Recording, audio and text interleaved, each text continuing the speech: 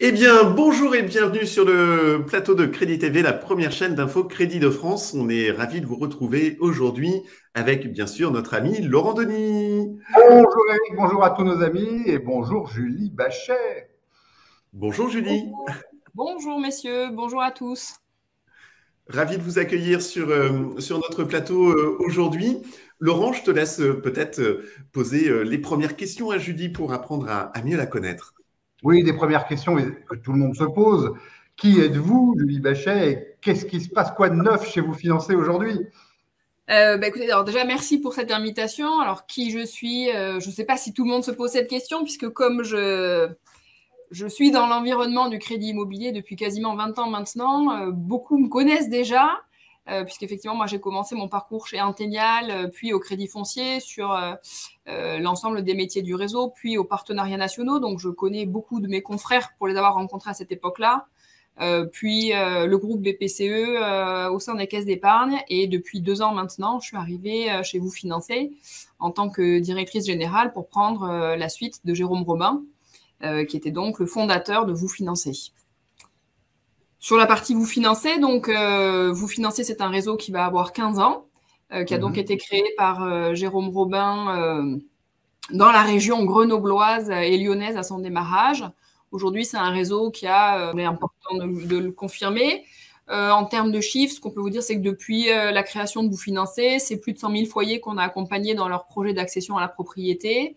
Et puis, voilà, on est un réseau qui fait à la fois du crédit immobilier, du regroupement de crédit, du pré-conso, du pré-professionnel, du conseil en gestion de patrimoine, de la vente de neuf, de l'assurance.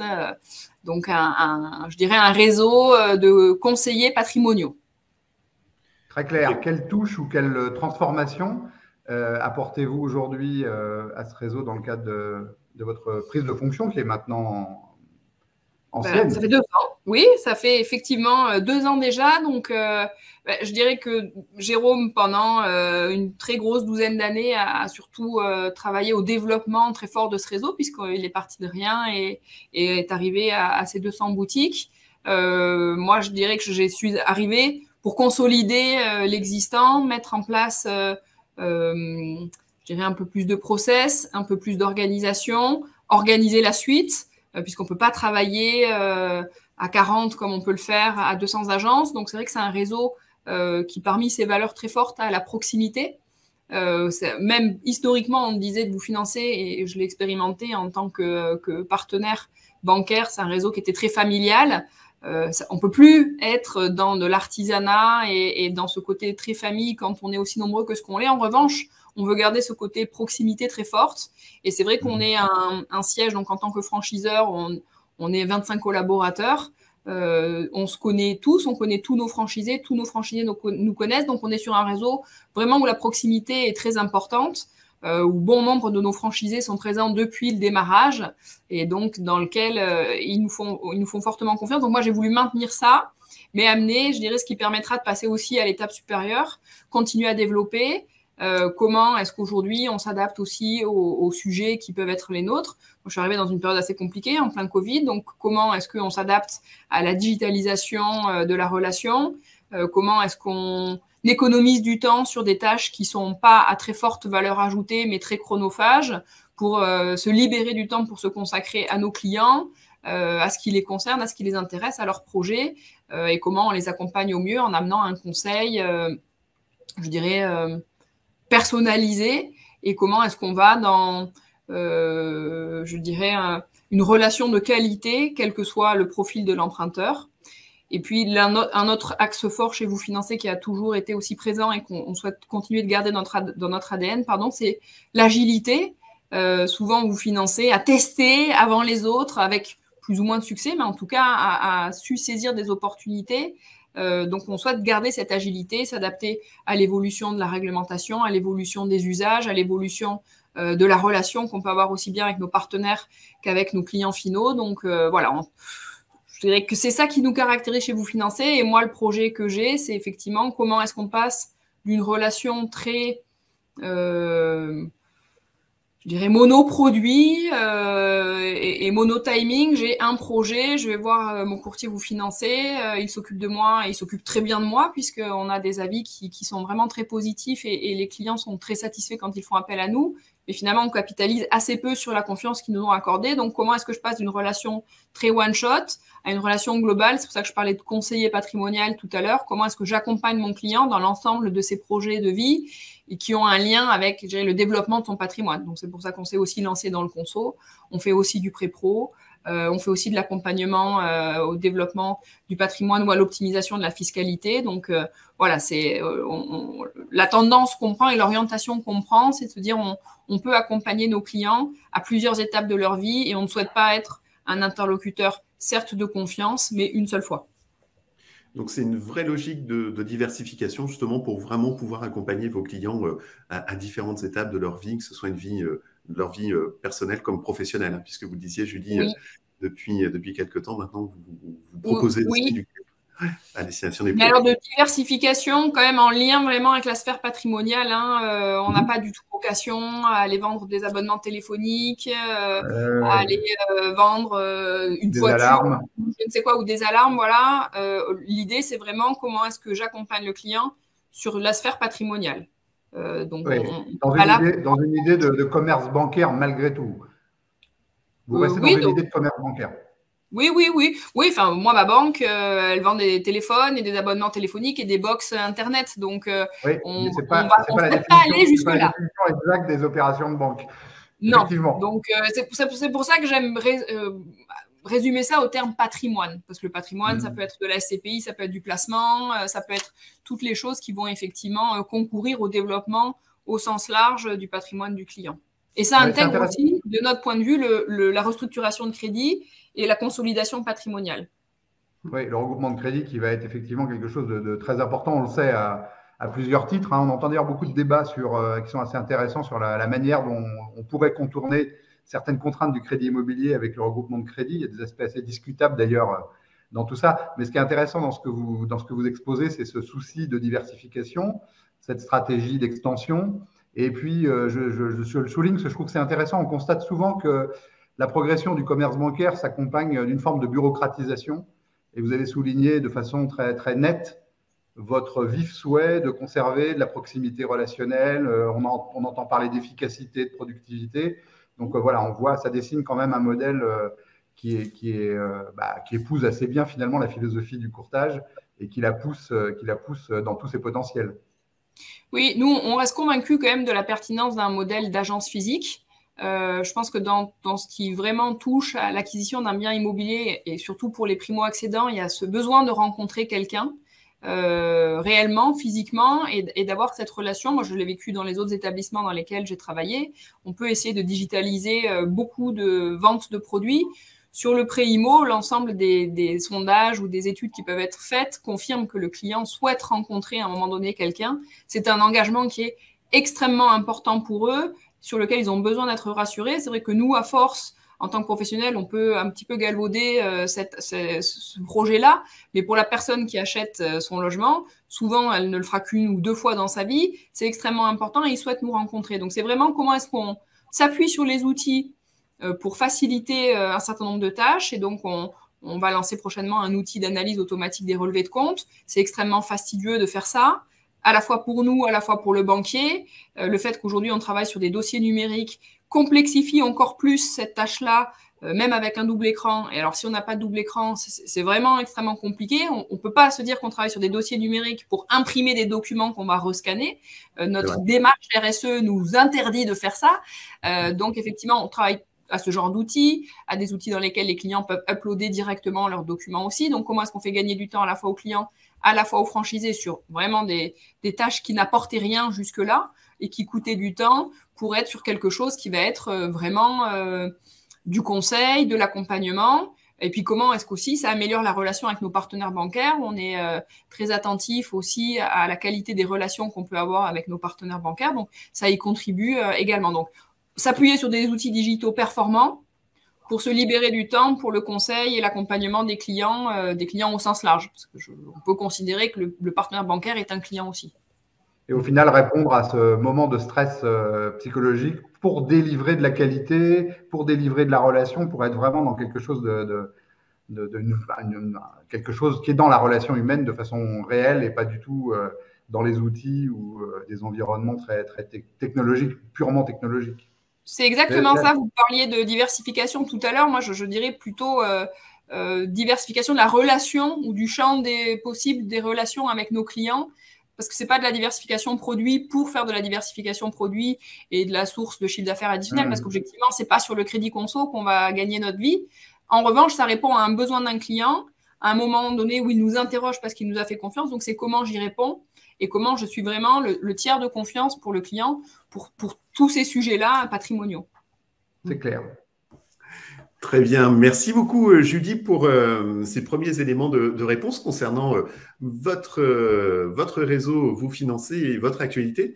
Je vous propose qu'on se retrouve après une courte pause où on va parler du Salon du Crédit et ensuite, on passera à la deuxième partie de notre émission. À tout de suite. À tout de suite. Un nouveau style, un nouveau souffle, le Salon du Crédit s'implante dans un espace magique, plus naturel, plus accessible, plus professionnel. Rendez-vous les 25 et 26 octobre 2022, au cœur du bois de Vincennes dans un écrin de verdure, où l'attitude zen et le business se complètent à la perfection. Rejoignez-nous au Floral de Paris, le tout nouveau terrain d'expression du Salon du Crédit, et laissez votre imagination mettre en scène votre nouvel espace exposant. Au carrefour de la finance, de l'immobilier et du monde bancaire, le Salon du Crédit est devenu le seul salon professionnel qui offre une vision à 360 degrés des métiers de l'intermédiation bancaire. Réservez dès à présent votre stand et participez au Salon du Crédit 2022, 100% dédié aux professionnels du crédit, les 25 et 26 octobre prochains au Parc Floral de Paris. Ça y est, nous sommes de retour sur le plateau de Crédit TV, la première chaîne d'info crédit de France, avec notre ami Laurent Denis et notre invité aujourd'hui, Julie Bachet, directrice générale du réseau Vous Financez. Alors Julie, dans la première partie de l'émission, vous nous avez bien sûr parlé de l'histoire de Vous Financez, qui aujourd'hui représente à peu près 200 agents sur le territoire. Et puis vous avez commencé à nous dévoiler quelques pistes que vous explorez actuellement, notamment bientôt un outil d'analyse des relevés de comptes bancaires. Je trouve que c'est une annonce très très intéressante. Et la question qu'on souhaitait vous poser avec Laurent, c'est justement quelle est votre vision, Julie, votre vision du marché du courtage qui, c'est le moins qu'on puisse dire, est assez chahuté depuis déjà maintenant plusieurs mois. Alors bon, moi j'ai résolument confiance dans l'avenir de notre métier. D'ailleurs, sinon je n'aurais pas fait le choix de quitter le monde bancaire pour rejoindre le monde du courtage. Donc je suis convaincue que c'est un métier qui a de l'avenir et qu'on a toute notre place dans le paysage actuel et à venir. On constate en plus que les clients ont de plus en plus besoin, quel que soit l'acte de consommation, d'avoir recours à des comparateurs. Et finalement, on fait un petit peu office aussi de comparateur, en tout cas des offres bancaires. Donc moi, je suis pas du tout inquiète sur l'avenir de notre métier. Ce qui peut générer un peu d'inquiétude, je dirais que c'est l'environnement aussi bien économique que réglementaire. À côté de ça, moi, vous savez, j'ai travaillé au Crédit Foncier, donc on avait coutume de dire que c'était dans les moments plus difficiles que les experts s'en sortaient le mieux.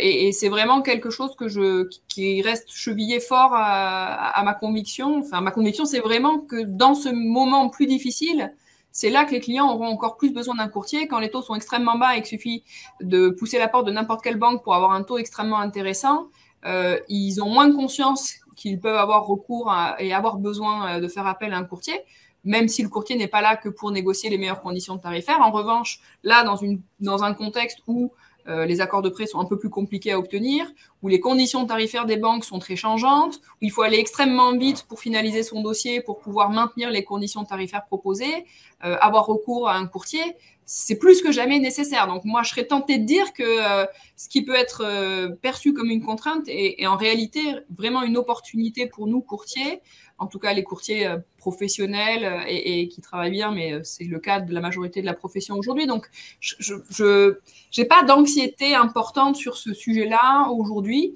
Alors, comme tout le monde, hein, on est un peu plus que gêné aux entournures par le problème du taux d'usure, par l'augmentation du coût des matériaux qui est vraiment un coup extrêmement dur pour tout ce qui va être le marché du neuf, pour tous ceux qui avaient déjà des projets en cours et pour lesquels les enveloppes de financement vont finalement pas suffire. Donc, je ne minore pas le fait qu'il y a un vrai sujet et un vrai problème et des difficultés, mais les experts, ils s'en sortent toujours mieux que les autres dans ces périodes-là. Et moi, je suis convaincue que, en tout cas, chez Vous Financer, avec certitude, on est tous des experts. Donc, on est vraiment là pour accompagner plus que jamais l'ensemble des clients.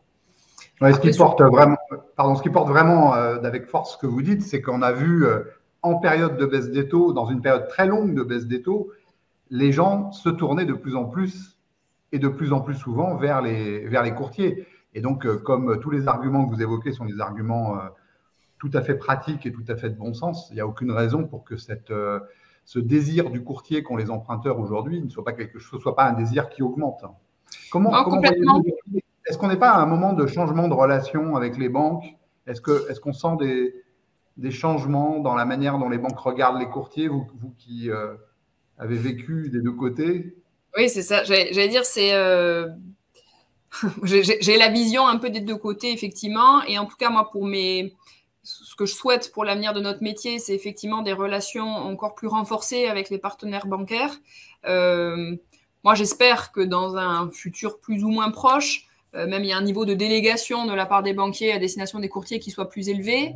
Je pense que la profession vraiment se professionnalise, qu'on est aujourd'hui face à des courtiers vraiment dignes de confiance et que l'on peut probablement intermédier un petit peu plus loin encore la relation entre le banquier et le client. Donc moi, je pense qu'une des évolutions majeures qui peut arriver dans le métier des courtiers, c'est effectivement cette relation qui serait plus poussée avec les partenaires, l'interconnexion. Davantage de services pour le partenaire bancaire aussi. Oui, pour eux, on ne va pas se mentir, hein, c'est aussi économiser des ETP, c'est améliorer l'efficacité commerciale. Donc le sujet, c'est souvent un petit peu l'analyse de risque. Mais vous voyez, dans le monde de l'assurance, les courtiers en assurance ont une délégation de la part des assureurs. Donc j'aimerais qu'on puisse se diriger vers ça. Alors évidemment, avec tous les contrôles qui seraient nécessaires de mettre en place. Mais qu'on est complètement disposé aussi à accompagner dans le changement. Je pense que les outils qui se connectent de plus en plus entre eux peuvent faciliter aussi ça. Les outils qui sont développés par tel ou tel réseau de courtage, et je pense aussi à notre outil d'analyse des relevés de compte, ça peut permettre aussi d'aller un petit peu plus loin dans la délégation de décision idéalement, mais en tout cas de saisie et d'échange entre nos outils et ceux des banquiers. Alors pour moi, l'évolution majeure, elle sera là demain. J'espère qu'elle sera là, en tout cas, demain, pour le métier de courtier. Des choses d'ailleurs qu'on observe déjà sur un métier parallèle au crédit immobilier, c'est celui du regroupement de crédit, où depuis déjà pas mal d'années, il y a ce qu'on appelle l'étude partagée ou ce genre de choses. Donc vous avez, Julie, pour résumer, un discours qui est plutôt optimiste en faveur du courtage. Si on doit retenir une information aujourd'hui ensemble. Plutôt. C'est vraiment résolument optimiste. Je suis résolument optimiste et sans très réserve. franchement optimiste, exactement. Et les difficultés sont à l'horizon économique et à l'horizon, dans des environnements économiques ou techniques qui finalement sont des difficultés partagées avec les prêteurs. Oui, c'est ça. Alors, vous me posiez la question tout à l'heure, Laurent, dans la qualité de la relation avec les partenaires bancaires, est-ce qu'on peut dire que ça s'est détendu? Oui, moi, je trouve que les relations sont plutôt bonnes à partir du moment où chacun prend en considération les contraintes de l'autre, qu'on est dans une relation équilibrée. Moi, j'ai bien conscience, pour avoir travaillé dans le monde bancaire, qu'on n'apportera jamais 100% de la production du banquier, et c'est normal. Ils auraient bien tort d'accepter ça, de toute façon. Donc, à partir du moment où on sait qu'il y a un seuil qu'ils ne dépasseront pas, moi, tout mon enjeu, en tout cas pour le réseau Vous Financer, c'est si un partenaire bancaire doit faire choisir entre un dossier qui vient de chez Vous Financer ou un dossier qui vient d'ailleurs, qu'est-ce que nous, on aura mis en place qui fait qu'il choisira prioritairement un dossier de Vous Financer. Donc, mon enjeu, il est là. Moi, j'ai aucune illusion, en revanche, sur le fait que demain, les banquiers fassent 100% de leur prod de crédit immobilier par l'intermédiaire des courtiers. Je pense qu'on aura du mal à dépasser les 50%. Non, vous avez raison. Il n'y a pas de raison de se fixer des horizons pareils ou des objectifs pareils ou des ambitions pareilles.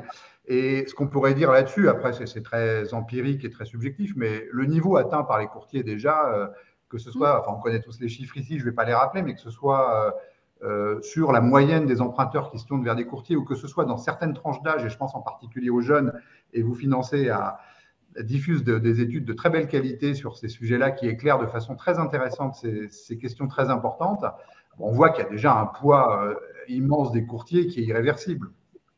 Donc, oui, se fixer des objectifs ultimes, aujourd'hui, ça n'a pas beaucoup de sens, vous avez raison. Mais c'est pour ça que quand vous me dites que je suis résolument optimiste sur le métier de courtier, ou franchement optimiste, bien sûr, parce que là, en revanche, je ne vois absolument pas comment les banquiers qui ont des objectifs de développement de fonds de commerce pourraient se passer de l'apport de nouveaux clients par les courtiers, d'autant plus qu'on sait que parmi les 3 raisons majeures pour lesquelles un client change de banque, la première, c'est l'achat d'un bien immobilier. Donc, de toute façon, ils perdent tous les ans des clients parce qu'ils achètent et qu'ils se font financer ailleurs. Donc, ils ont fatalement besoin de nous pour reconstituer leur fonds de commerce. Donc là, vraiment, je ne crains pas, mais je peux me tromper, mais je ne crains pas que les banquiers nous disent on ne travaille plus avec les courtiers. Oui, la question se pose plus comme ça d'ailleurs. Non. Vous avez parfaitement raison. Merci beaucoup pour ces éclairages et ces propos très, très tranchés. Justement, on arrive bientôt au terme de notre émission, Julie, et je voulais vous poser une question. Est-ce que vous auriez peut-être des conseils à livrer à nos auditeurs qui sont pour la plupart avant tout des entrepreneurs comme vous, à la tête de leur enseigne, de leurs agences, etc. Alors, j'aurais des conseils pour ceux qui vont se lancer. Ceux qui sont déjà lancés, là, c'est un peu plus compliqué peut-être de leur donner des conseils. Moi, je serais en train de dire, la première des choses, on ne peut pas faire ce métier de courtier si on n'aime pas profondément l'humain. On est quand même dans un métier où vraiment on est en relation permanente avec des clients, on l'a déjà dit, pour qui le projet est le projet de leur vie. Et si on n'a pas, de mon point de vue, le respect de l'importance que ça a pour eux, on se trompe de métier. Si on est là que pour faire de l'argent, il faut probablement aller vers une autre orientation, parce que l'humain est essentiel et vraiment au cœur de l'ensemble de notre profession. Le deuxième conseil que je pourrais donner quand on se lance, c'est évidemment de bien préparer son projet en amont, de prendre le temps de tout envisager et de ne pas se lancer comme ça, un petit peu au petit bonheur la chance. Et puis la troisième raison, mais parce qu'en plus, moi, ça me tient particulièrement à cœur, c'est vraiment de choisir les personnes avec qui on va travailler et de s'assurer qu'on aura plaisir à travailler avec elles au quotidien et sur le long terme, et aussi bien le franchiseur que les collaborateurs de l'agence. Et voilà, moi, je serais tentée de dire de ne pas se lancer dans une aventure avec des personnes avec qui on n'a pas envie de travailler tous les jours et très longtemps. Très bien. Le message est très clair, Julie. Beaucoup d'humains dans notre métier, le métier du courtage. Cette émission arrive à son terme. Une nouvelle fois, merci beaucoup, Julie, d'avoir accepté notre invitation. Merci à vous. On se retrouve très bientôt sur Crédit TV avec Laurent Denis. Et Julie, j'espère qu'on aura le plaisir aussi de se voir au Salon du Crédit fin octobre à Paris. Merci à tous.